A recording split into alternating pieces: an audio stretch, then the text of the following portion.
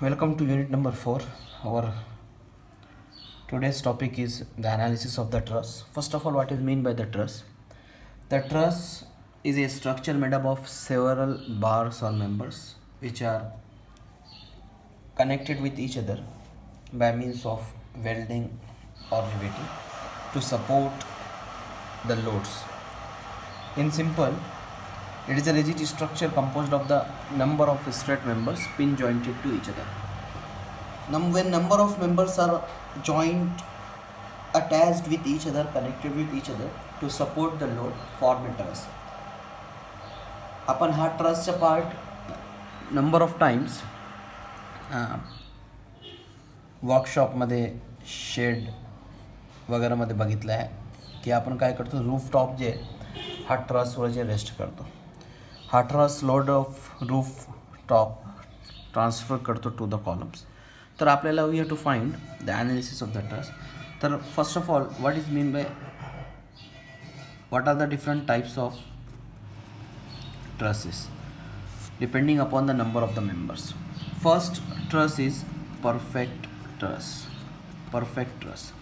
Perfect truss means whenever the number of members available in the truss are just sufficient to resist the load is called as a perfect truss. Means what? की ज्या ट्रसमध्ये particular लोडला transfer करणे किंवा support करण्यासाठी sufficient members provide केलेले, तर तो truss perfect truss आहे. सेकंड आहे डिफिशियंट ट्रस. सेकंड टाइप आहे deficient truss. Means in this type of the truss the number of the members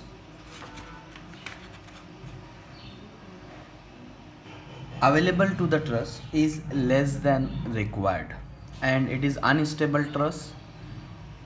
म्हणजे काय की या ट्रसमध्ये जेवढे मेंबर पाहिजे होते टू सपोर्ट द लोड तेवढे मेंबर नाही आहे, त्यापेक्षा कमी आहे आणि ही अनस्टेबल आहे, म्हणजे लोडला सपोर्ट करू शकत नाही.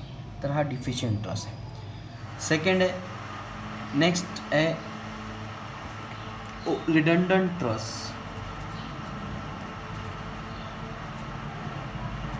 Redundant truss means it is a overstable truss. आता नाव समोर आहे तुमचे. Overstable truss means it is a truss in which the number of members are provided more than the required. म्हणजे जेवढे पाहिजे होते त्यापेक्षा जास्त मेंबर्स प्रोव्हाइड केलेले आहे. तर हे 3 क्लासिफिकेशन आहे, परफेक्ट, डिफिशियंट आणि रिडंडंट ट्रस. तर आपण कसं डिसाईड करणार की कोणती परफेक्ट आहे कोणती रिडंडंट आहे? त्यासाठी एक क्रायटेरिया आहे. जर पर्टिक्युलर ट्रस हा क्रायटेरिया व्हॅलिडेट करते तर इट इज परफेक्ट ट्रस. म्हणजे एम इक्वल टू 2J-R. आता एम काय आहे? M stand for members, J stand for joints and the R stand for reactions. Let us see the example. For example, एक truss आहे, इथे hinge support आहे, इथे roller support आहे. ठीक आहे. या ट्रसमध्ये जॉईंट ए मेंबर किती आहे? नाव देऊ तुम्ही ABCD. मेंबर किती आहे? AB BC CD DA. म्हणजे M = 4 आहे. जॉईंट किती आहे? J = पण 4 आहे. आणि रिॲक्शन किती? तर हिंज सपोर्टला 2 रिॲक्शन आणि रोलर सपोर्टला 1 रिॲक्शन, म्हणजे टोटल रिॲक्शन R = 3. तर M = 2J-R. 2J-R फाइंड करू आपण. 2J-R म्हणजे 2 × 4 -3, 8 - 3 5. म्हणजे M किती आहे? 5. आपल्या M किती आहे? 4. म्हणजे हा M ग्रेटर दॅन 4 आहे. म्हणजे this truss is deficient truss. This truss is deficient truss. म्हणजे मेंबर रिक्वायर्ड 5 होते पण अवेलेबल 4 आहे, तर it is a deficient truss. ठीक आहे. एक सेकंड बघू आपण, सेम एक्झाम्पल घेऊ. एक जॉईंट इथे मी इथे देतो आहे ABCD. आता M किती आहे 5 आहे, जॉईंट किती आहे 4 आहे, रिॲक्शन किती आहे 3 आहे. तर 2J मायनस R किती 2, 4 मायनस 3 म्हणजे 5. M किती आहे 5 म्हणजे 2J minus R equal to 5 that is equal to M. It is म्हणजे जेवढे मेंबर्स रिक्वायर्ड होते तेवढेच मेंबर अवेलेबल आहे, म्हणजे it is A stable truss. It is A stable truss. Now the next type is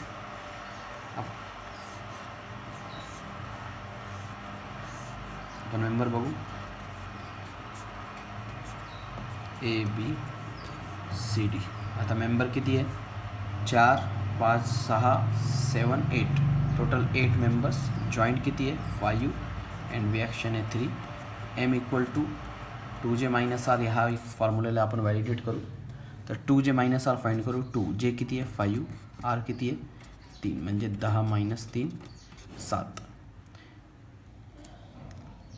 आता 7 members required आहे पण available किती आहे 8 म्हणजे 8 is greater than 2J minus R म्हणजे this truss is over stable truss और रिडंडंट ट्रस. म्हणजे 7 required होते पण प्रोवाइड जे 8 केलेले. It means that number of members available are more than required. ठीक है. There is one another type of the truss, that is a cantilever truss.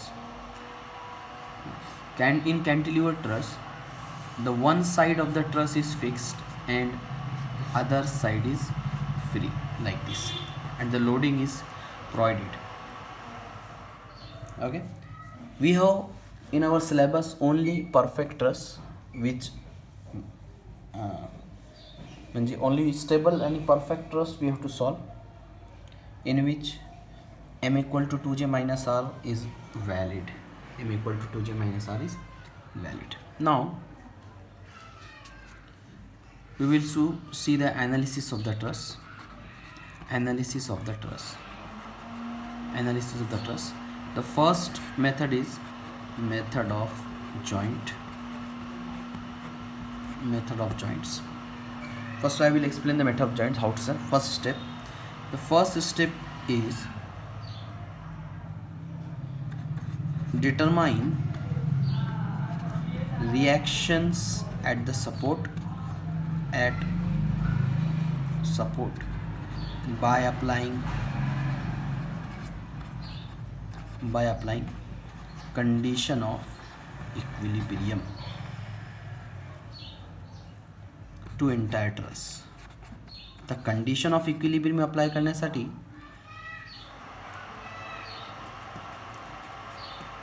आपल्याला free body diagram draw करावा लागणार आहे. आणि फ्री बॉडी डायग्राम म्हणजे we have to show the reaction at the support. ही first step analysis of the truss to determine the reactions at the support. एकदा reaction find झाली तर we will find the inclination of each member if not given. आपल्याला inclination मेंबरचं माहीत पाहिजे. जर दिलेलं आहे तर इट इज व्हेरी गुड. नाही दिलेलं आहे तर from geometry of figure we have to find the inclination of the member. It is a first. second step. Then third step is we have to consider free body diagram of joint at which only two unknowns are present. म्हणजे काय, for example एक truss आहे. छोटा problem घेऊ आपण.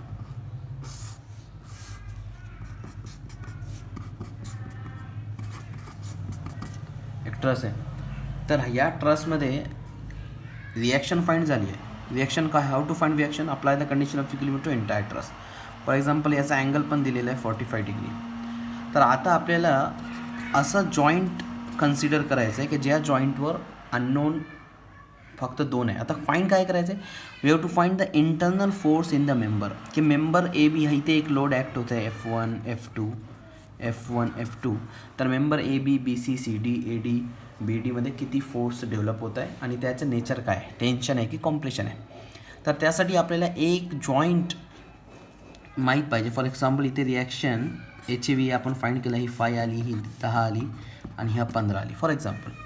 Okay, now we have to consider the joint.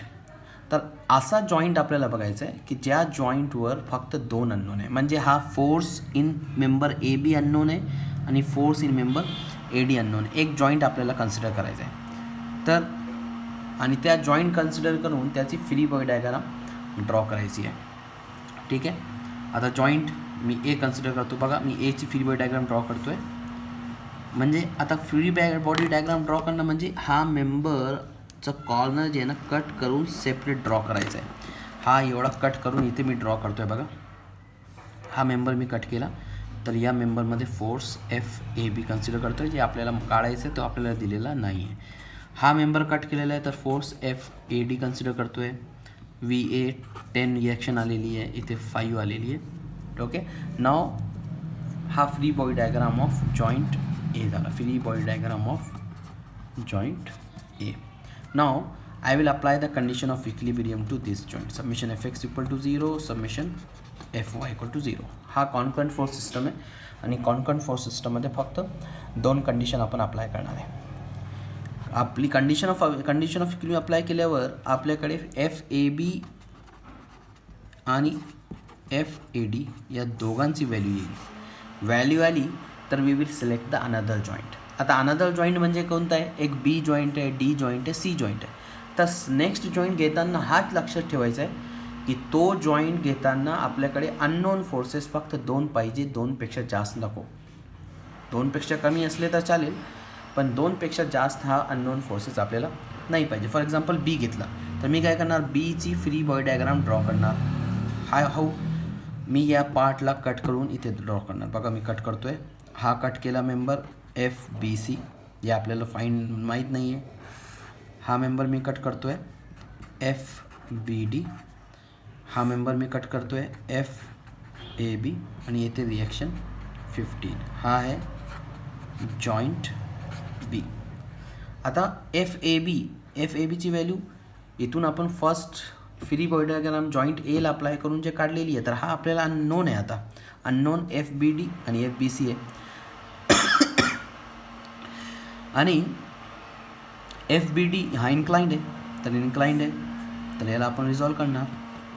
F B D sine 45, F B D cos 45. नंतर I will apply the condition of equilibrium to this joint also. असा या जॉईंटला condition of equilibrium apply केल्यावर I will get the value of F B C and F B D. हा 2 equation, दोन forces येईल. आता एक पॉईंट आपल्याला खूप इम्पॉर्टंट नोट लक्षात ठेवायची आहे की consider tension in each member. म्हणजे हा जे ॲरो आपण अवे फ्रॉम कन्सिडर करतोय हा टेन्शनसाठी आहे, टेन्शन आहे. ठीक आहे ना. टेन्शन कधी होतो, ज्यावेळी फोर्सेस आउटवर्ड डायरेक्शनमध्ये अप्लाय होतो. आणि according to Newton's third law, when action are in opposite direction the reaction is like this. तर हा टेन्शन आहे. आपण हा मेंबर इथून ब्रेक करतो, त्यामुळे सगळ्यांचे ॲरो आपण अवे दाखवतो आहे. जर आपला आन्सर पॉझिटिव्ह आला आहे, पॉझिटिव्ह येतो आहे, तर तो मेंबर टेन्शनमध्ये आहे. आणि जर आन्सर आपला निगेटिव्ह येतो आहे, तर तो मेंबर कॉम्प्रेशनमध्ये येतो आहे. ठीक आहे, तर टेन्शन आणि कॉम्प्रेशन. आता काय करणार मी, आता मी नेक्स्ट जॉईंट सिलेक्ट करणार. कधीपर्यंत, जोपर्यंत माझे ऑल अननोन फोर्सेस माहीत होऊन जात नाही. Okay, I will repeat again what are the step.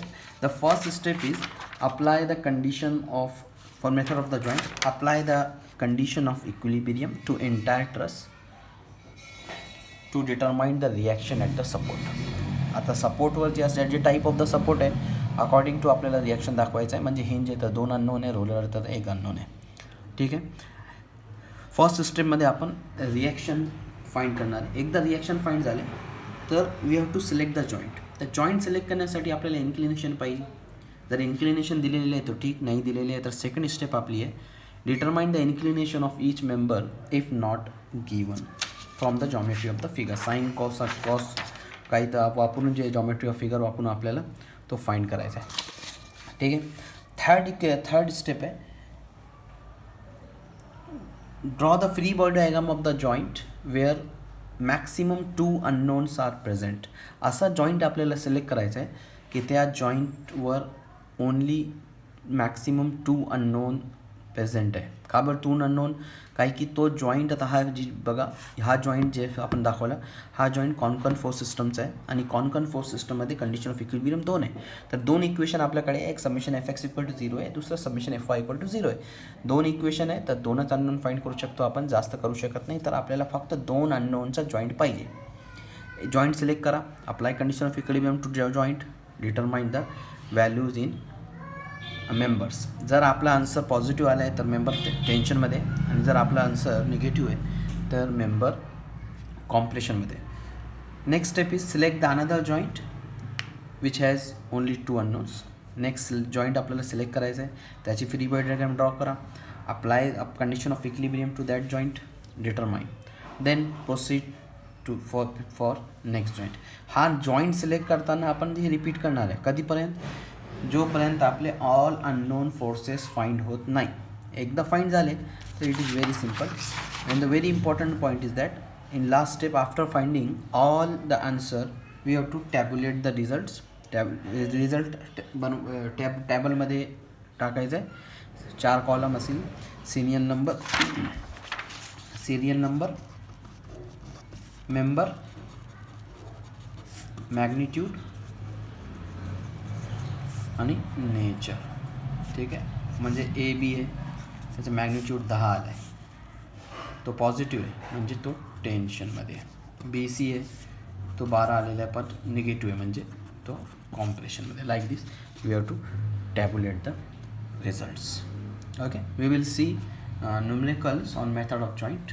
It is very important in examination, in each problem, in each question paper there is a compulsory question on analysis of the truss, and it is very easy.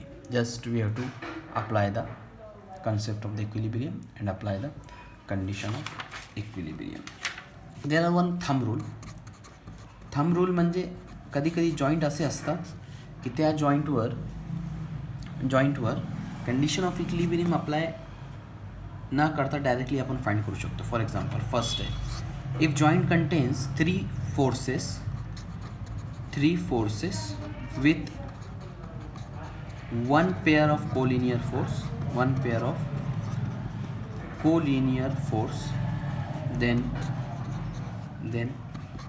Third force is 0. म्हणजे काय? For example F1 घेतला, F2 घेतला, हा F3 आहे, हा joint आहे. For example एक joint असा आला की ते 3 फोर्स आहे पण त्या 3 फोर्सेसमध्ये 2 फोर्सेस कोलिनियर आहे. तर कोलिनियर फोर्सेस आहे तर no need to solve it, directly तुम्ही लिहू शकताय the collinear forces are equal to each other and third force is 0. कसं काय आला? तुम्ही कंडिशन ऑफ इक्विलिब्रियम अप्लाय करा. Summation F X equal to 0, F1 leftward, F2 rightward equal to 0, F1 equal to F2. Summation F Y apply करा तर F3 upward equal to 0. ठीक आहे, तर असं आहे. आता हाच एक नाही, कोणताही जॉईंट, फॉर एक्झाम्पल एक असा जॉईंट आला आहे, हा F3 आहे तर हा फोर्स 0 असते. एक असा फोर्स आला आहे तर हा 0, F1 equal to F1 equal to. तर जॉईंट्स कसंही असो, ठीक आहे ना. फॉर एक्झाम्पल एक जॉईंट असा आला आहे तर हा फोर्स जे फोर्स मेंबर जे 0 राहणार आणि opposite forces are equal to each other. Forces are equal to each other. There is one another second thumb rule or note point. If joint contains 4 forces with 2 pair of collinear forces then collinear forces are equal to each other in magnitude and direction is opposite. जर हा thumb rule तुम्हाला माहीत नाही आहे तरी काही हरकत नाही, तुम्ही कंडिशन ऑफ इक्विलिब्रियम अप्लाय करून पण सॉल्व करू शकता. फॉर एक्झाम्पल हा F1 F2 F3 F4 4 forces आहे, असा जॉईंट आहे. तर समेशन Fx अप्लाय केला तर F1 rightward minus F2 equal to 0, therefore F1 equal to F2. Summation Fy apply केला तर F3 upward minus F4 downward equal to 0, म्हणजे F3 इक्वल टू F4. कसंही असो, जर असा जॉईंट आहे तर F1 equal to F2, F3 equal to F4. Any type of joint जर 4 फोर्सेस आहे विथ 2 पेअर, म्हणजे 2 पेअर आहे कोलिनियर फोर्सेस आहे, तर opposite forces are equal to each other. ठीक आहे, इक्वल टू ईच अदर. हा तो आपल्याला लक्षात ठेवायचा आहे. ठीक आहे. Now we will solve some numericals in next video. Understand it, very simple. Thank you.